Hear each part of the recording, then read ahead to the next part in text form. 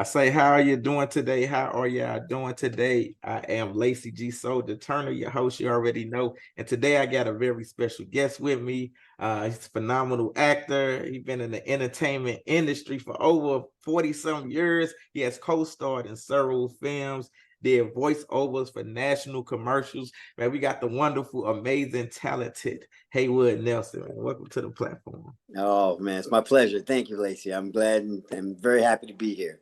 No. Hey, look, I'm happy to interview. I grew up watching you. You know what I'm saying? So I was like, Right. okay. So my first question to you was, where were you born and raised, and how was your upbringing? I'm a New Yorker, so I was born and raised in New York, in Harlem. Actually born in the Bronx, Bronx Municipal, Jacoby back then hospital.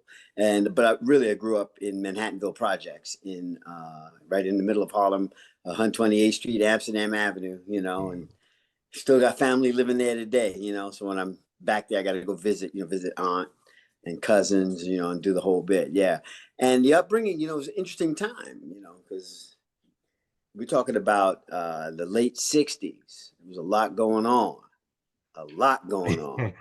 And, nationwide, especially with the civil rights movement, there was a lot. I remember being in class really young, but sitting there when they stopped all lessons. I think I was in second grade or something, third grade. And they made the announcement that Martin Luther King had been assassinated. And it was like, wow, it just like stopped everything.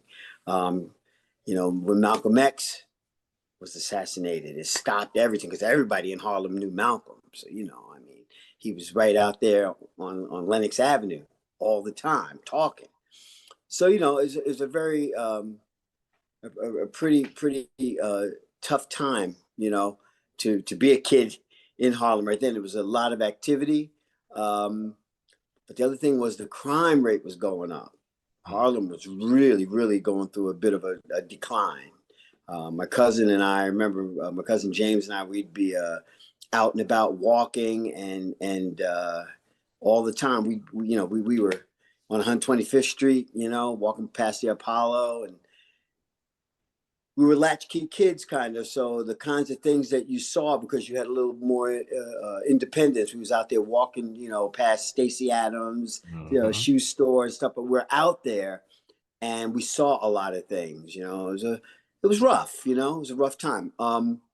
Shortly thereafter, we moved. My parents and my brother and I, we moved to Long Island, and we spent a great deal of time, even though we were in Long Island, which was like night and day. It was culture shock for me. We lived in a Black community in Long Island, surrounded by white community, and there was a lot of blowback from the 60s that was happening to us. We were a bunch of kids that had to walk to school. So what we did was, all the kids in our neighborhood, I would say it was probably about maybe 35 to 40 kind of middle-class Black families that we all moved in. We were kind of poor, we moved from Harlem. We wasn't no middle-class family. We was a poor family. Thank God for grandparents, who came in and co-signed, family looking after family, but we were able to move into the neighborhood. But all the kids got together every morning from, I would say, from fourth grade up to about eighth grade. We all had to walk about 1.5 miles to get to our school. But we had to walk through the white neighborhoods. And that was rough. That was rough, really, really rough, man. But we did it. We got eggs thrown at us. They egged us all the time. And it wasn't the kids that egged us, because we went to school with the white kids. That's crazy. It was the parents that was egging us. And that kind of blew my mind as a kid. It was like, yo, really? things like, hey, Halloween is over, N-word, take off your mask. And you're looking at these adults like, what is with them, man? And but we pushed through it, went to school. My life changed a lot somewhere around the 8th grade, because I had been doing commercials and movies, but I got a Broadway show. So I ended up leaving school early every day so we could make it to the city and be ready for matinee on Wednesday, and shows Monday through Friday, and then matinee again on Saturday, and a matinee again on Sunday. It was good for me, but it was a little tough because, and I'm not the only one. I mean, you could talk to anybody who's young in the industry, having to work and go to school concurrently. that was a bitch. But I got it done. Did you have to go? Did they have during that period where it was the water fountains for just colored and water fountains for white and stuff like that? No, you know what? I didn't experience a lot that. That was Okay. more in the South. Okay. And, my dad was amongst many things, a jazz drummer. And as a musician, he did well. He worked in the aviation industry. So I hear stories all the time about how they took, my dad had just gotten his brand new car, convertible, or no, it was like a salmon colored and white, and it was all hooked. And he going to drive it down to the South. My dad grew up in Pensacola, Florida. But on their way there, they were stopping where our other relatives were at Tuskegee. And he goes down there, and it's the day that Martin Luther King and the whole group are boycotting. And they're driving through town with this brand new car, black folks, and people are looking at him. And when he stopped at a gas station to call and talk to his cousin, she was like, "Where are you? Get out of there now." And they jumped in the car, and sure enough, a bunch of pickup trucks is following them at high speed. That's crazy. And they finally got out of there and made it to the relative's house. So, I mean, I didn't myself personally deal with that. But you know what? My opinion, honestly, that kind of prejudice, and segregation, it's probably, for me, it isn't right. And I would have fought against it, but it's a lot easier to deal with than some of the prejudice and racism that I did deal with. And that was the kind that's unspoken. Yeah. It's not in your face, but it's still there. Every single day, going in the store, having to look in people's faces who hate me, who don't want me there, who don't trust me, who follow you around the store. The people who, take care of somebody before you, even though you were there long before them. The rudeness of not respecting people's proximity and space. So now they back up into you and hit you with their elbow, and they don't even say, "Excuse me." Yes. That's the kind of Still stuff to I this day. Yeah. I kind of felt that it showed me that how racist of a country we still are. When Donald Trump got elected, I was like, wow, these people still, and he preaches a lot of hate speech. So, it just showed me that a lot of people, it's not outspoken like you said now, but that was crazy though. But well, the country, it's funny, as much as things changed, it remained the same, and we're kind of going in a cycle back and a circle back to things that we've already come through, and that's sad. Yeah, sad commentary, because I would think we'd be a lot further along by now. But then, you know what? I don't really have my surprise face on. Yeah, me either. So let me ask you this, Scott. You spoke a little bit about, you've done a plays. How did you get into acting? It was a kind of a chance thing, my grandfather's sister worked with a gentleman who, his sister was a manager, and she had all white clients, no black clients, and she would like to have had some black clients. So she asked him, on your job, ask around. He happened to ask my godmother, who was my grandfather's sister. And I remember that I was young. I was like maybe 5, but I do remember when she called, my mom turned to me and says, told me who it was and what she was talking about. And, do you want to be on TV? I went, I don't know. Like that. And she pointed to the television. And I looked, I went, Okay. What I know. I'm more into my Sure. G.I. Joe. Okay. I want to go look at Bugs Bunny. Mhm. You know, I want to listen to my dad's music. You know, he played jazz all the time. That's what I wanted to do. But I said, okay. So ended up meeting the manager, Kathy Dowd, this like 5 foot tall, 4'11" Irish woman. And she was on point. She was Mhm. dope. She We hit it off. She talked to me, sent me for a photo shoot. We did some photos. You know, I played sports and baseball. The dude talking about, I'm gonna toss you at the softball. I mean the baseball, okay? You think you can hit it? You hit it, okay? I went, he threw that ball. I knocked that ball through his lights. He had to shut the thing down and get a new light because I busted his light. He was And like, I was like, oh. yeah, yeah. Anyway, long story short, we ended up with a great relationship, and she believed in me. And she, this 4'11" Irish woman, Kathy Dowd, said to me, I'm going to send you up for things that are for white children, Mm. but I don't want you to think about that. I want you to go in there and don't do what you think they want. Read the little script that they give you, or the sides, as we call them, at the audition. But you go in there, of course, work through it with your mom, but you go in there and do what you think you should do. Do what you feel based on the script. Don't leave the script now. Mm. But after you and your mom have really gotten the script down and you feel you know it, go in there and do what you feel, not what you think they want. I believe in you. If you don't get it, don't worry about it. There's another one for you. That one was for somebody else. Let them have it and be happy for them. Mm. We're going to put you out for the next one. And that kind of partnership on Madison Avenue in the late 60s, early 70s, Madison Avenue, which is what, Mad Men, that whole Mhm. Mad Men Yeah. world. Mhm. I was like the only well, I wasn't the only black kid running. There was maybe a couple of others. You know, Lawrence Fishburne was around. Giancarlo Esposito was around. We were all together, auditioning together. The McWilliams family. That's a very, very well-known family in New York's acting community. And John McWilliams was my friend. He was my age. And of course, his sister, Susan, and brothers. And all of us were basically out there, but I had the backing of this Irish powerhouse who gave me the entitlement and the right to go do what I wanted to do.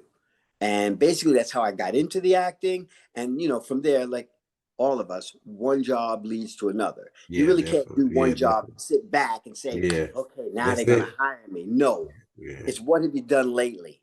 And you got to stay active in it. And if you're active and you're doing things, then people want you to do things. As long as you're doing, they want you. If you stop doing, they're not looking for you. So I learned those lessons early on, and that's how the career got going. Okay. And look, I saw one of your early films where you played Freddie in Mixed Company. You Yeah, know, I was watching some of that when I was watching the scene where you took off your shoes and socks. He was gonna give you a milkshake. You was like, I don't want no milkshake. I want to shoot the basketball and that's everything. it, baby. But yeah, I love that. So how did you get that role? I saw you had the afro and everything. So how Yeah, did you that was a get that? tough one. Mm-hmm. A lot of people read for that. You know, a lot of auditioning, a lot of cattle call, but I kept reading and reading and reading. And Mel Shavelson, the director, he liked me, so he brought me back in again. And you know, I did it as best I could do it. You know, I was telling, you know, this funny story. You know, just you know, my lady and I were sitting up laughing and kicking it about this, and and so I told her, I says, you know, I was in there auditioning, but you know, there's some rough language in it. This little kid, he's kind of wild, and my mother is sitting on the other side of the door. She could hear me. I was like, oh man. So I kind of played it safe, you know. I gave him the attitude and all that, but I ain't going all out because you know I'm gonna be in trouble when I get home. You know, I'm a motor. I had a mini bike. You know, I want to ride my mini bike. I don't want to get grounded. But I read for him, and he said that was excellent. But I need something from you. And basically, what Mel Shavelson was trying to communicate was, I need you to let your hands go. Let it go. like a boxer. Let it go. Don't be holding in tight. Come on, give it to me. And I just said, you know what? Maybe it's worth being grounded for about a week or two. And I broke it off, and I mean, my mouth was like a sailor. And I just let Mel Shavelson have all of it. And I started thinking about some of all that I went through, you know, and still was going through in Harlem and in Long Island with, you know, being called names and things hurled at me. And I just kind of, you know, you get all that frustration pent up. I let it out. And he was like, oh, that was good. Oh, okay. and then when I, you know, I left, I opened the door. I'm thinking, oh man, West Indian mom sitting outside the door. I'm done for. It's going to start with a thump in my head. And when I get home, I already know what's going to happen. And it didn't. He says, yeah, I heard you in there. And I'm like, oh, here you go. And she was like, that was good though. You did good. You did good. And I was like, yeah, son. You did good. Right. Okay. And from there, that set a tone for me. You know, let your hands go. Let it go. Let it go. Yeah. Okay. So, how did you get the role on Sanford and Son? You did, and how was it meeting Red Fox? Being you know, around him?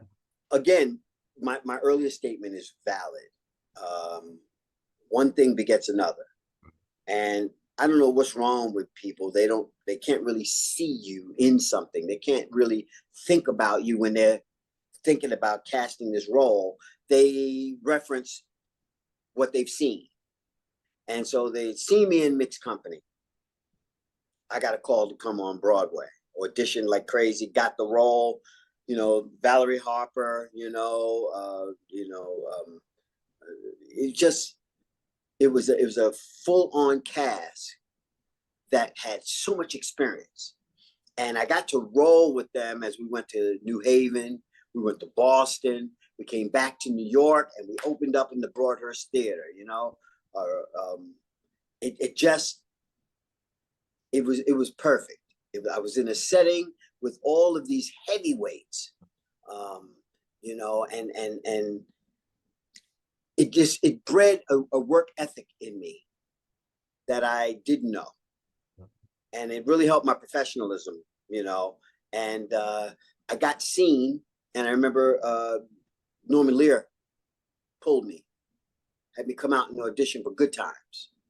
I read for Good Times, man, read for like 2 weeks straight, and got down, you know, Kim Fields' mom, Chip Fields, and we were playing, and but then it got down to myself and Bernadette Stanis working together. We screen tested for like a week together. And then he was there real happy, and we flew back to New York. But I guess in the end of the day, I didn't have as much experience with live audience. I had just gotten a Broadway show. Ralph Carter, on the other hand, was like Broadway veteran by then. He'd done Raisin, you know, the Me Nobody Knows. So they booked Ralph into the Michael role. I was a little disappointed. I ain't gonna try to front. You know, it's like you was supposed to be the papa to the people, you know, pro-black. You know what I'm saying? I'm from Harlem. Boom. Didn't happen. I went back to Broadway kind of like, you know, did my thing. But I guess Norman Lear had sent Bud Yorkin over to check it from Sanford and Son. And he came and he saw me. And they hired me to go out and do Grady, the pilot of Grady, which was actually a Sanford and Son episode. And then after I did that Sanford and Son episode, we went right into Grady, but Grady got canceled like in 10 weeks.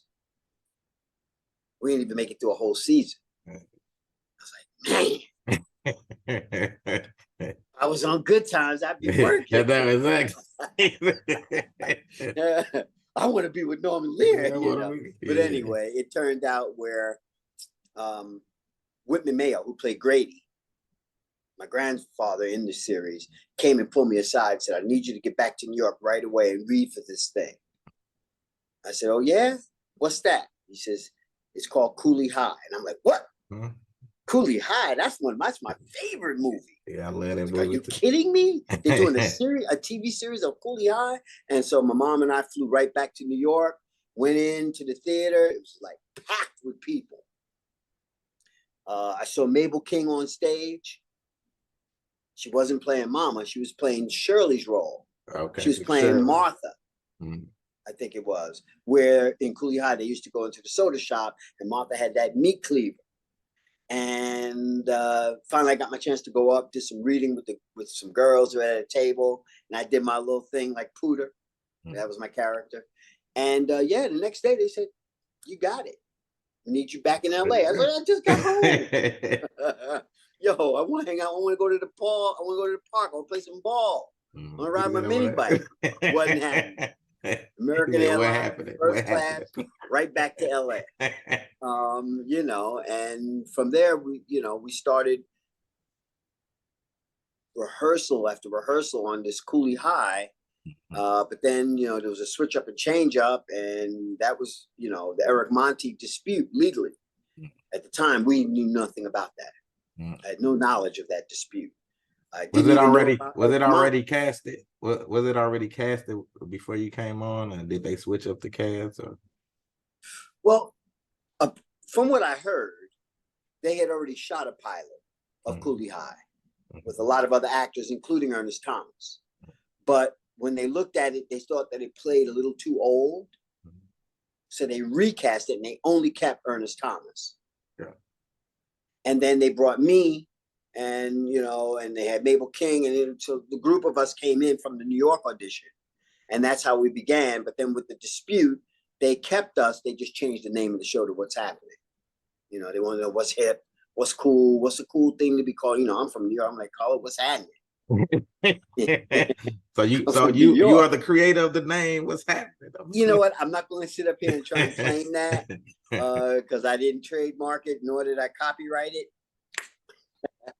But in discussion, it all came out like that, and so I'm gonna keep humility on that one. Okay. And yeah. So it became What's Happening, and we went forward. Okay. How was it with on the set with Red Fox though, or Sanford and Son? Did you learn a lot from him? LaWanda Page. That was amazing. I mean, some of it was a little bit risque for somebody my age. But what's risque when you come from New York and you've been on Broadway? I mean, Times Square, 42nd Street in the 70s was no joke. So there really wasn't anything I hadn't seen or heard before. But their timing, their ability to improv, yet stay on script, but improv it their way, and the timing between one another is what I picked up. I was able to really sit back and learn these masters at work here in comedy and learn what timing really was. I mean, I had a general sense from Broadway because Thieves on Broadway was a comedy. So, I knew about waiting for the laugh and then delivering the next line. But Red Fox, LaWanda Page, they had a connection and a timing. Reminds me, of Marla Gibbs, and Sherman Hemsley. There's just a certain rhythm and timing that both of those four had. And I learned a lot of that the first time out, watching Red Fox, watching LaWanda Page and Whitman Mayo. It's amazing. Their timing was just impeccable. I don't want to leave Damon Wilson out either, because I mean, he and Red Fox together and what they were doing was really, really special. Right. Yeah, good stuff. All right. So what you playing, Dwayne? What's happening? Where did the phrases "hey, hey, hey" come from? In the You know what I'm saying? Like, that's what people know. Where did those phrases come from? The "hey, hey, hey" came from Grady, from the Grady series, because of my name Haywood, and they named me Haywood in Grady, which I didn't like, but they did it. So it's like, oh, y'all gonna use my name? Okay, so when I come in, I'm like, hey, hey, Haywood. But by the time I got to What's Happening, I was like, wow, I already did that. I don't want to do that again. But it was that opening, that first show with the audience. And I kind of peeked through the curtain, looking, oh, look at all them girls. A lot of girls in the audience. I said, all right, I got to do something. I don't know what. But I'm going to figure something out. The line I was supposed to say was, hey, Raj, hey, Rerun, what's happening? And I was like, that's not going to get said. I mean, no. Come on. I got a street cred I got to keep back in New York. I ain't coming in saying that. So I did my little knock on the door. When they opened the door, I took a chance. And I just broke off the hey, hey, hey. And I was into Fat Albert anyway. Mm-hmm. So my name, Fat Albert, it was perfect. I said, let me just break this and drop. And I dropped it the way I dropped it. And the girls all started screaming, ah! And I said, yeah, yeah. That's what I'm talking about. And then afterwards, the producers came up and said, that was great. That was great. Do that every week. Hey, hey, hey. Yeah, you know. Now that thing, I didn't come up with that. That's what they wrote. Okay. I didn't want to do it. Okay. Dwayne's not a dummy. He's fly. Yeah. But he's also supposed to be pretty naive. He's scared of the dark. All right, whatever. You know what? I'm going to have to add this line in here. Orson Welles did a few roles. Everybody raves about them because they were fantastic, phenomenal pieces or whatever. Incredible writer, director, you know, actor. But he also did a few other pieces that I guess, from what I'm hearing, people didn't go over so well with the critics. People were like, but why would you take a role like that? And my friend who was his business manager told me what he said. When they asked him, why would you take a role like that? He said, I'm an actor, and actors act. And that's it. So when they wrote this stuff, and, I'm like, what? You know what? I'm an actor. Yeah, actors act. Let me try to find something in it to do with it that makes sense to me. Kathy Dowd, that manager in my head, what works for me. And that's what I did.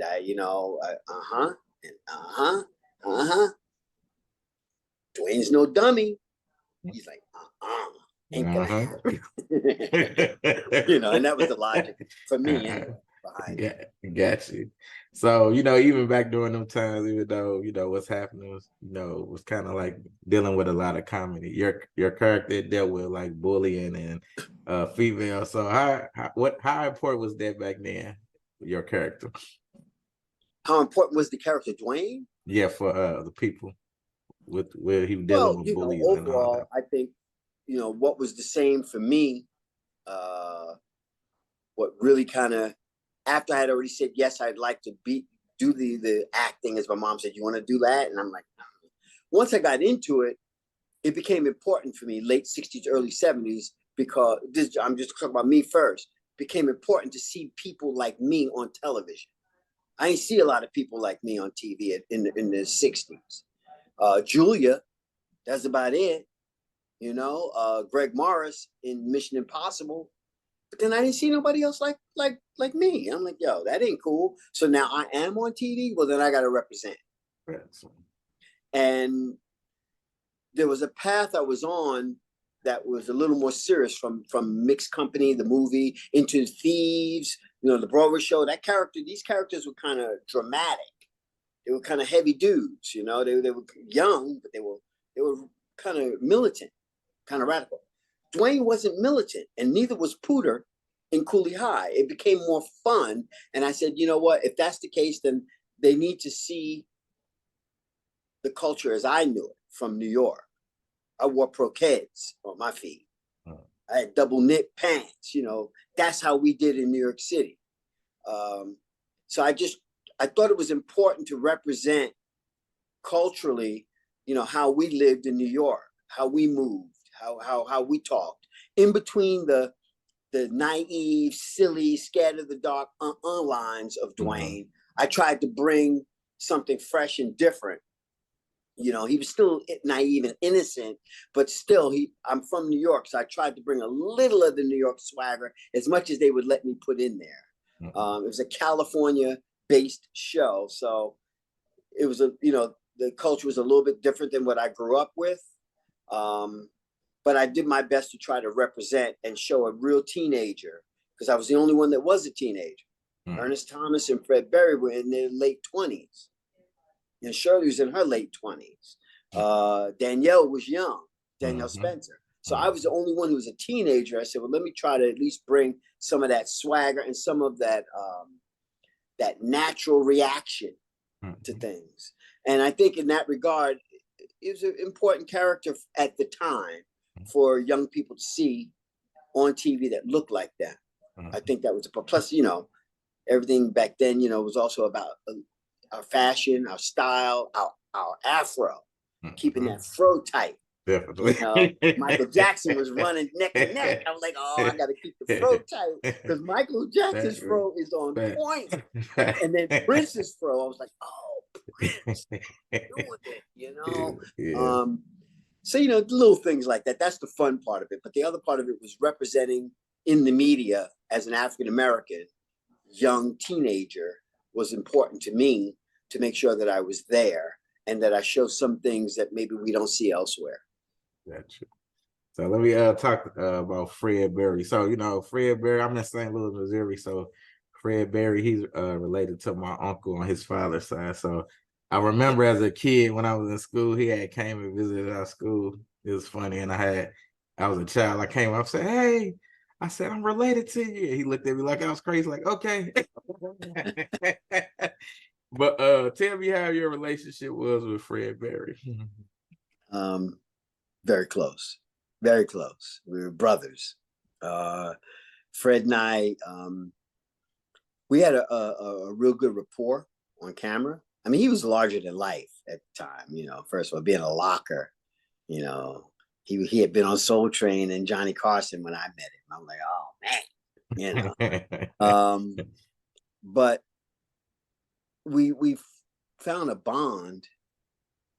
Our timing was fun together on stage, but on set. But we also found a bond outside of the stage. And he and his wife Francesca, at the time, they lived in Northern California. So he used to fly down, do the show, and then he'd fly back up on the weekend, And I had just got my driver's license, got my car. I'm like, yo, can I go with you, for the weekend, one of them weekends? And he asked his wife, and she was like, yeah, tell him, come on. So we went up one weekend, and it was one of the best times of my life. And I told this story. I had done an interview not so long ago, and I shared this. It's like, I'm going up to Northern California, to San Francisco with Fred Berry. I know he's living fly up there. Come on.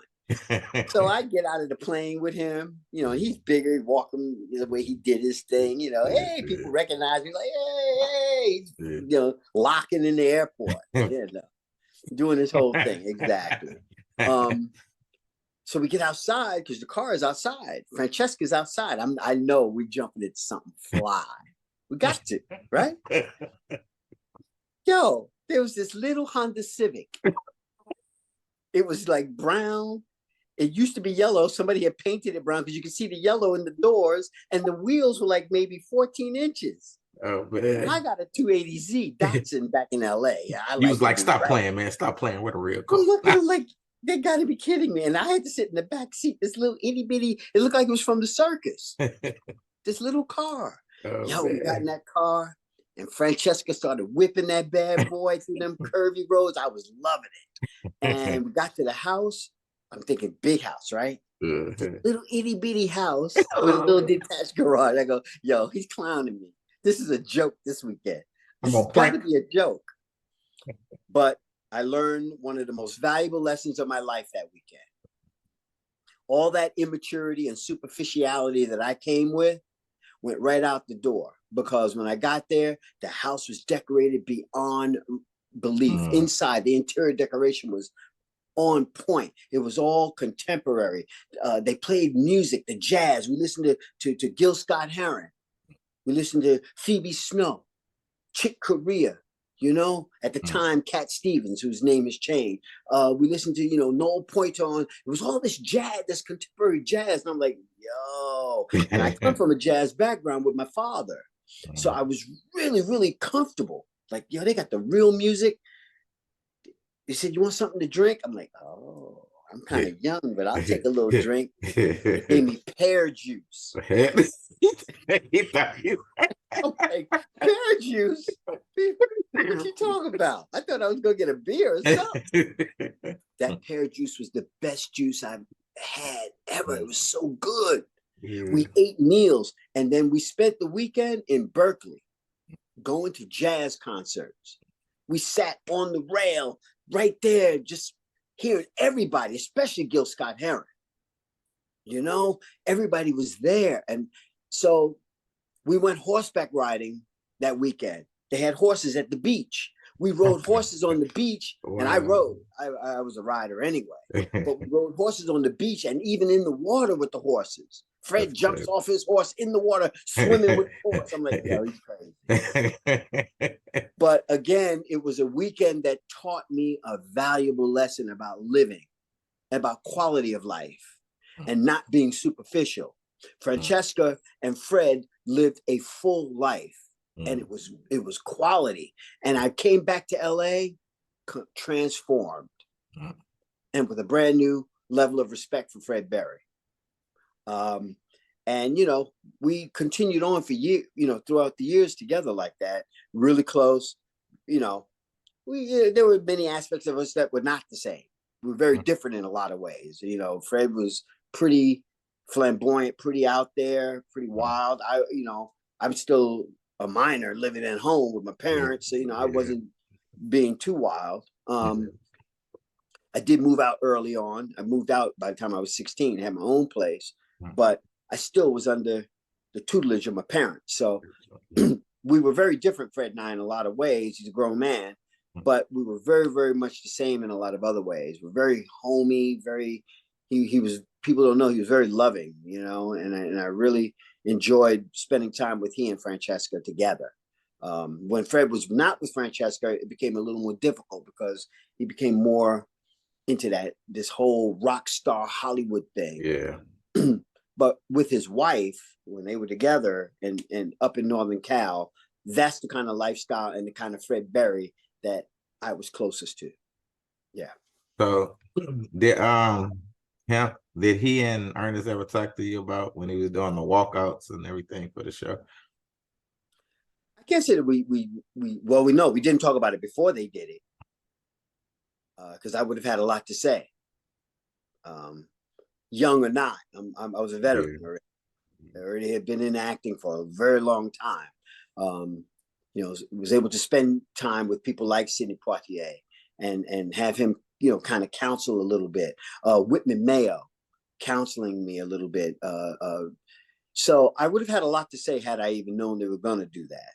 They probably wouldn't have liked it. Pretty certain they would not have listened to me, but I still would have had my input. Okay. Never got that chance. We were in rehearsal. I think we took like a 10-minute break. We come back. Next thing I know, I see Fred and Ernest walking out. Ernest leading Fred out. Ernest had his briefcase. He's walking. He said, "Come on, Fred." And Fred's walking. They just walked out. That's how you got to be kidding me. So then you had to carry a show by yourself. Was you nervous? Shirley and I, yeah. Was you nervous about that? Well, actually, we were out of work for a while, which is the thing that was most upsetting about it, because everybody's out of work. The crew, it's not just us. You know, we're talking to crews, camera people, audio people, lighting people. Nobody worked. Makeup, hair, everybody's out of work. We just shut down. We dark. You're sitting at home like, yo, what's going on here? But then, you know, when we did go back, Shirley and I had to play heavier. And, you know, when you're in an ensemble like that, everybody has a week where they're the heavy, where the show is more about them. And it's hard. When the show is about you, you got a lot of lines to know. You have a lot of things to be on top of. There's a lot of changes. So, yeah, it was a little bit tough. And plus, I was still in school. So I had to go to school with the tutor and act.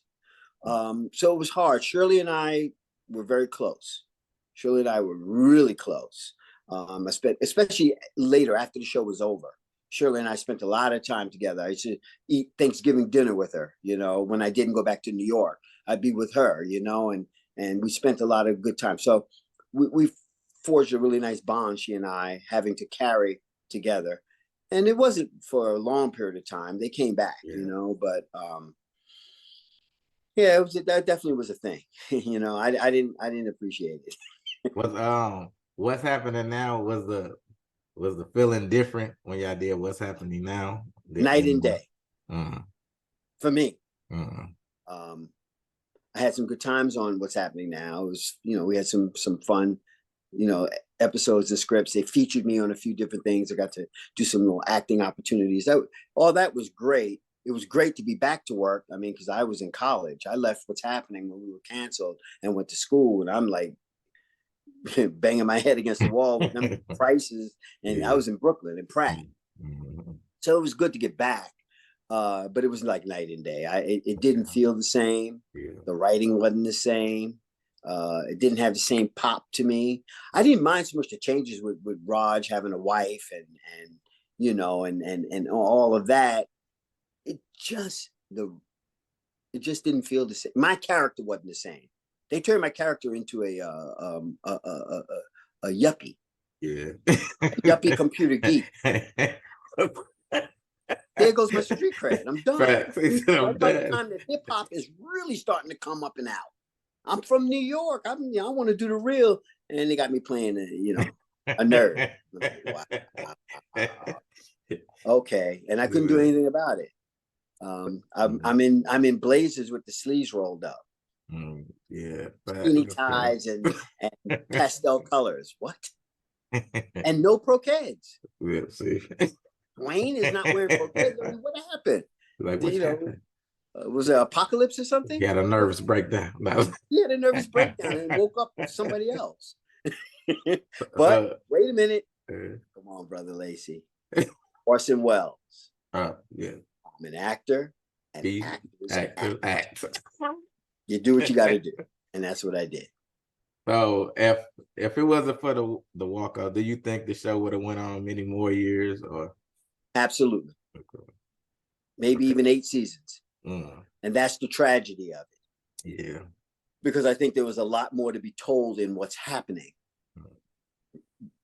Later, you could contemplate a transformation into What's Happening Now, but there was a lot more story to be told in What's Happening that has never been told. So, yeah, I regretted that. I got you. So also, I see that you are a drummer and you draw also. Can you tell me how you got into that? Both of those.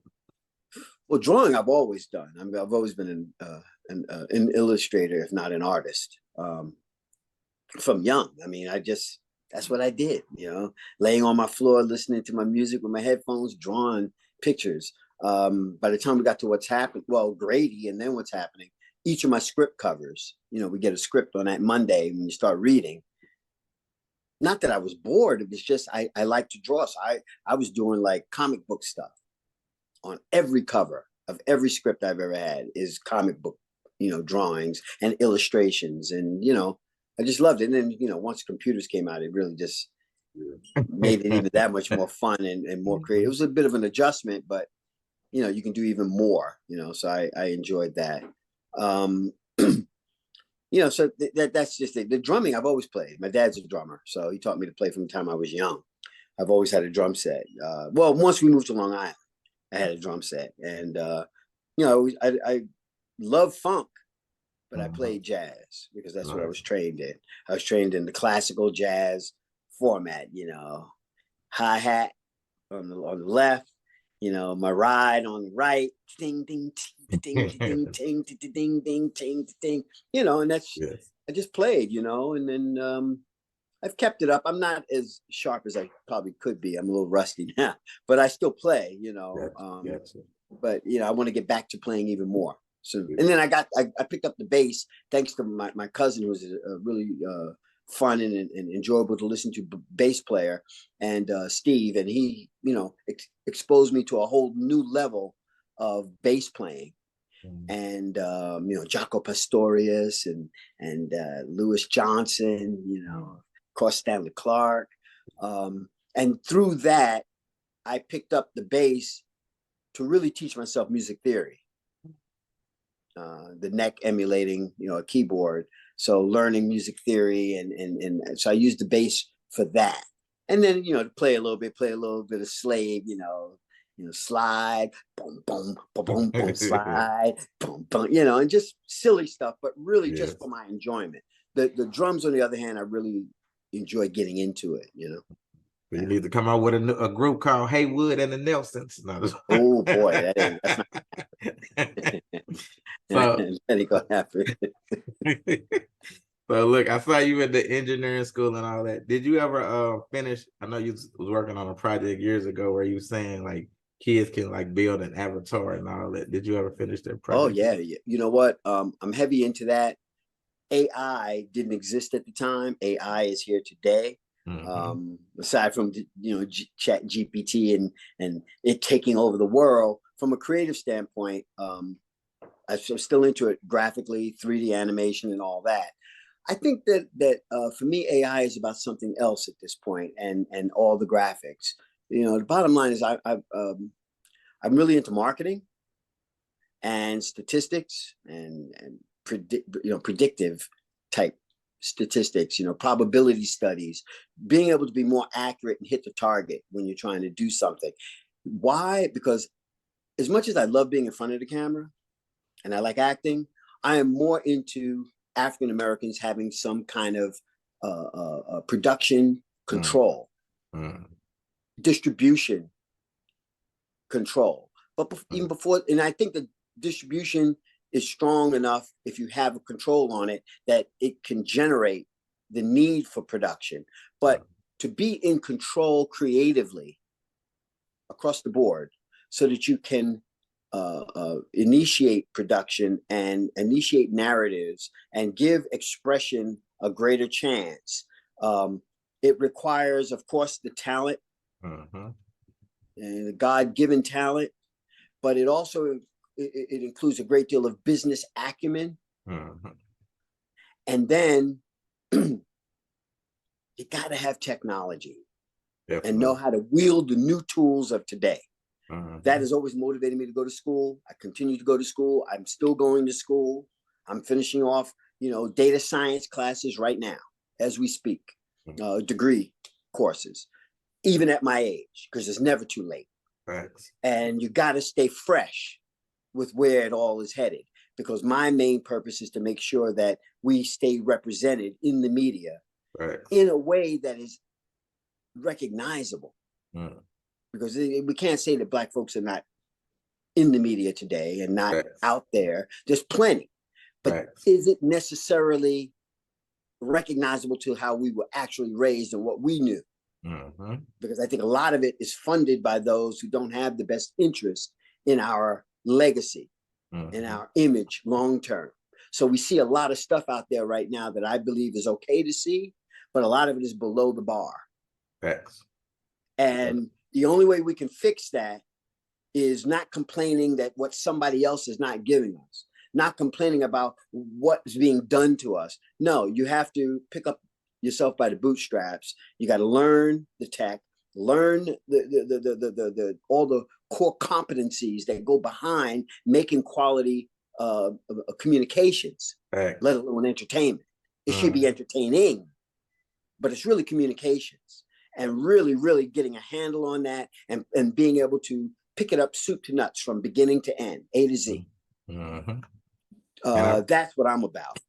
And that's what drives me. And that's what's held my acting career at bay, because I don't really put in the time and the things required because I'm busy concentrating on this other side. Behind the scenes is really important to me. I'm now back out. I'm now auditioning again. I've been screen testing. We're on a strike right now, and unfortunately, there's no evergreen statement when you talk about a strike, because it'll be over and this may air after that. But at this particular time in 2023, we are in a writer's strike, and the actors may be going out. So, I mean, we're fighting through all that to get the right to do what we do and be compensated for it. But beyond that, the actor also is concerned with our legacy as a culture. Right. And that's what I'm committed to. Yeah. And it's funny you say that, like when I was researching you, because I write and direct films also, and you know, I won awards and film festivals, and I do music. Last year I got nominated for the Hollywood Music and the Media Award. There you go, brother. That's what I'm talking about. So appreciate it. So I wanted to show kids, like you said, I come from the hood, to show them that you don't have to be all in front of the camera, also you can be behind it and still be successful, you know. So that's one of the things I pride myself on. And then I saw you used to like load film and use the clapper, you did pull and focus on cameras, operating steady cams, and also lighting. Lighting and you're a writer too. So and that's one thing I love. Like everybody loves my writing. I really love writing, whether it's films, music, scripts, you know, music treatment. So how do you feel about writing? I want to talk to you about it because I know you love writing also. Writing is my first passion at this point in my adulthood. I prefer to write more than anything else, whether that means as a copywriter for you know, product growth, you know, expansion and scale of a company, targeting a market and hitting a particular demographic, but also narrative writing. I like writing, you know, keep them heads ringing, you know, write concepts in a way that are palatable when you understand the target, who you're going after, and to give them a little something that makes them enjoy themselves, but also makes them say, ooh, you know. And so yeah, I enjoy writing very much. That's at this point it really is my first love, and then it spawns everything else, you know, for the business and even my acting. You know, understanding literary and narrative has helped me, I believe, as an adult to now start again, but at a much higher level of acting commitment, because I understand quite a bit more, you know. So writing first, love it. All right. I'm gonna have to send you some of my short films I wrote and directed to see what you think of. Please do. So let me check it out, you know. So out of every role that you play, what would you say has been your favorite role that you played?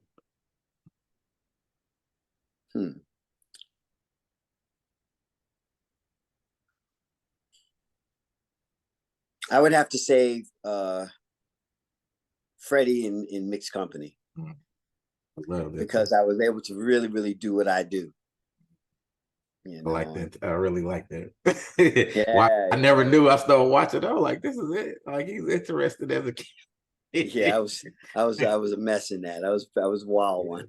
Potty mouth and all. It was enjoyable. What would you say has been your greatest challenge in the industry? Probably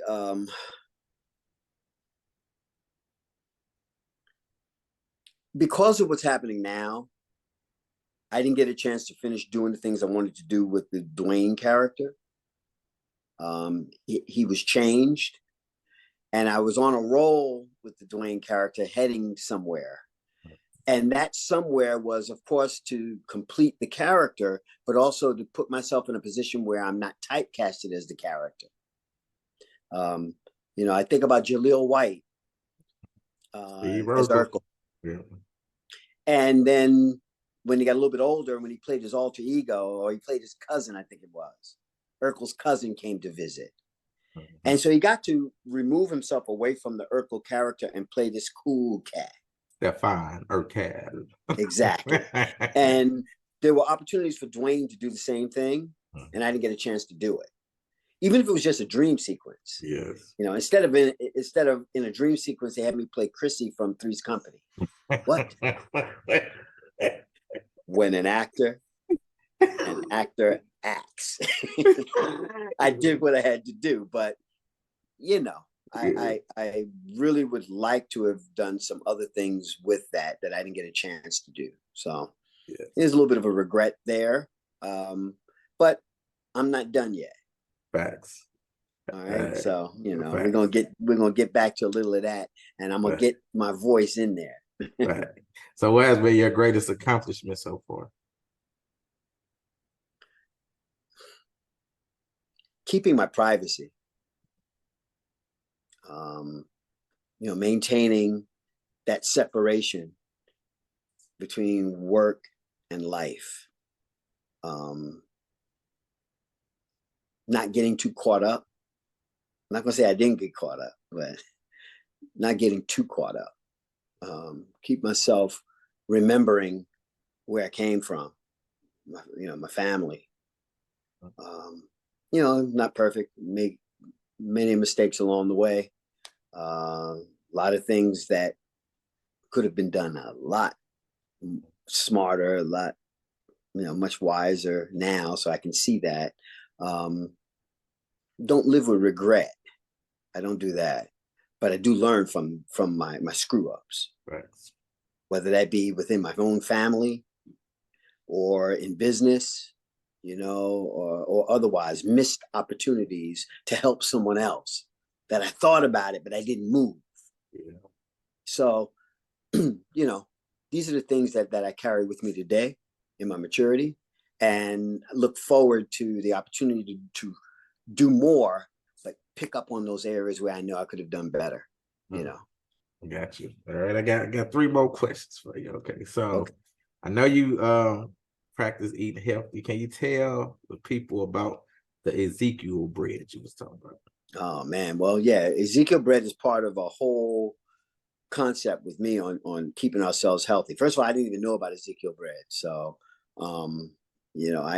but after reading enough and realizing that, first of all, our people suffer from diabetes, horrible, high blood pressure, heart disease. So in my family, it's unbelievable. It's run rampant through my family. So I'm genetically predisposed for this. But I said, but that may be the case, but I can also control a lot with my lifestyle. You know, alcohol consumption reduced. Alcohol and age just don't go well together. Right. Gonna have some problems, I can guarantee you. Yeah. I'm not saying not to drink, but Yeah, moderation. socially. Yeah, losing the white, and that ain't about people. It's losing white powder, losing white flour, losing bleached everything. Get back to some of the more natural, and the whole wheats and all. However, the Ezekiel bread is sprouted. It's something that is much healthier for the body, easier for the body to metabolize, better for the body to metabolize, more to be metabolized in the bread. And I don't eat a lot of it because I don't eat a lot of bread, period. But if I'm gonna have some, Angela Bassett said that's what kept her looking so good. And the way that woman is holding up and looking, everybody should eat some Ezekiel bread. Facts. So I gotta You give know me what I'm saying? some. So, but yeah, that low sodium. I'm low on salt. And in fact, I don't even use salt often. I'm big on turmeric. I'm a big turmeric guy. Yeah. I put turmeric on everything. I like cayenne. I eat some cayenne. I drink a lot of water, a lot of water. And just my lady is she's in my life and really making me better because she's teaching me portion control. Learning how to still enjoy what you like, but you ain't gotta gorge out. Yeah. There you go. Have a little. Just have a little taste. Say, all right, that was good. Move on. And overall, just trying to live for longevity. I don't need to try to live forever because it ain't possible, but at least you can live quality, long life, disease control, So nutrition is, to me, that's bar none. It is the de facto baseline on living well and living long. And so I do it. Fish. I eat a lot of fish. A lot of fish. I love fish. Yeah. I don't eat a lot of red meat. Not my thing. It's bad. It's very fibrous, so it's hard to get it out of you. Yeah. I just, you know, and vegetables. Vegetables are huge for me. I mean, a lot of times I don't need any protein. Mm. Uh, you know, I'll get my protein in other ways, you know, beans and stuff and rices and you know, I get protein where I can get it. I'll eat some fish and stuff here and there, but I really just like my veggies, you know. I'm I heavy eat a in, lot of salad. I eat a lot of salad. So. yeah, man, that's it. Salads is good. Juicing is great. Mhm. So let me ask you this, Mr. Haywood. What advice would you give to anyone trying to get in the entertainment industry, music, and any of the entertainment industry? Yeah, well, you know, a lot of times people ask me the question, you know, how did you get in? And, you know, can you give me some advice on doing it? The era that I came into this industry is long gone. Mhm. This is what I'm coming to learn. This is my hurdle, getting back into acting. That's my hurdle because it's not the same place. It's not the same. The world is different. You got to adapt. So my advice about how I did it wouldn't be relevant. So my advice to somebody today is, first of all, what better time to live for information exchange? We have access to Yeah. every bit of information about anything we want. Yeah, you got to check your sources. You know, I'm in university now, so I know all about getting peer reviewed articles that others have reviewed and said, yes, this is accurate. So you got to check your sources, but the information is out there. The data is out there. Get it. Mhm. Read, read, learn what came before you. Mhm. Understand the relevance of it today. Then read about the business. Mhm. You know, I joke often, but I mean it a lot. And I say it in all my interviews. I don't think I'm in show business anymore. I'm in business show. Oh, I like that. On a I'm in business show. business show. Learn the business, then figure out a show you want to do or a show you want to create. But get the business down first, the Right. finances, Right. learn it, the protocols, learn them, standard operating procedures, get them, certifications, acquire those, you know, regulation, understand it, get the business side, then go after the entertainment side. See that Haywood is dropping them jewels, and then also Yeah, be an actor. No. yeah. And when an actor acts. That's it, man. Yes. So do you have anything coming up that you would like to promote or anything?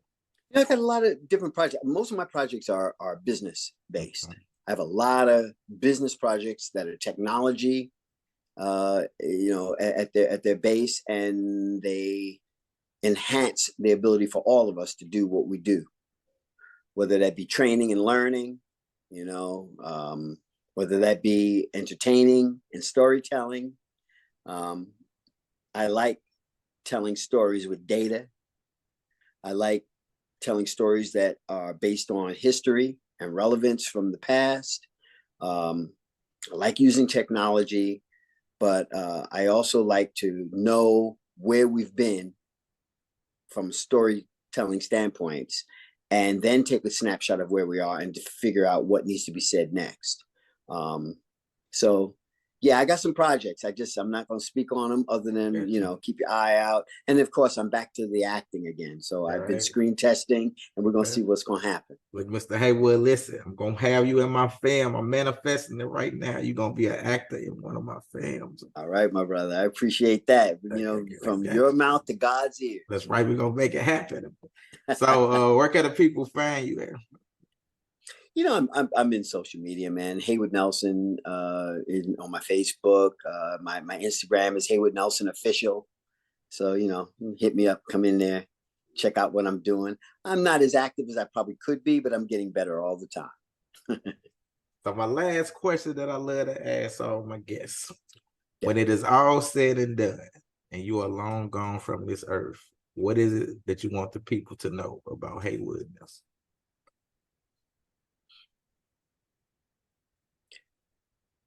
That I love the human race and I love human beings. And no matter what I did, I tried to keep mine as authentic as possible. But I always was looking for a way to help somebody do the same. Exclamation mark bars. Nah. Thank you, thank you, Mr. Haywood. I appreciate you giving me this opportunity to Thank interview you. It's a you. pleasure, man, to have me. I appreciate this so much. Just to No, hang out with you a little bit, you know? man, no problem. Look, we're gonna hang out. I'm telling you, you're gonna be in my film. I'm manifesting. Okay. I'm loving it. That's a good thing. That's a good thing. All right. Yeah, You but have a good evening, and I will let you know as soon as I drop this for you. all right, man. Many blessings. All right, goodbye. Thank you.